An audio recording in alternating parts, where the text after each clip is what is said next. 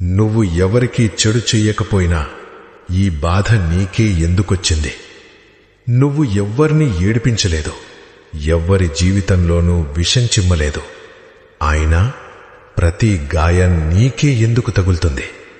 ఇదేమి న్యాయం? కాని ఒక విషయం అర్థం చేసుకో. శివుని భక్తుడిగా ఉండటం అంటే బాధలను ఎదుర్కొనేది నేర్చుకోవడం. శివుడు ఎవర్ని తనవాళ్లనుకుంటాడో మొదట వారి కర్మల లెక్కను తీర్చేస్తాడు. ఆ లెక్క కన్నీళ్లు, ఓటమి, ఒంటరితనంతో నిండిపోయుంటుంది. నువ్వు కుంగిపోయింది నువ్వు చెడ్డవాడివి కాబట్టి కాదు, నువ్వు మంచివాడివి కాబట్టి.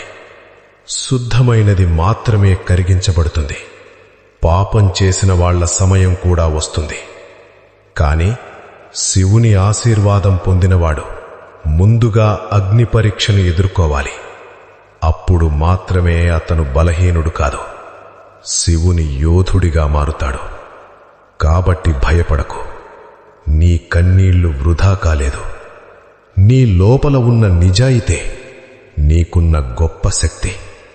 ఎవడైతే నీ నుంచి అన్నీ దూరం చేశాడో వాడే నిన్ను శివునికి మరింత దగ్గర చేశాడు. ఇప్పుడే లేచి నిలబడు. నీ బాధనే నీ శక్తిగా మార్చుకో. ఎందుకంటే ఈరోజు ఎవరైతే పోగొట్టుకొని ఉన్నారో వారే రేపు శివుని ఆయుధంగా మారుతారు.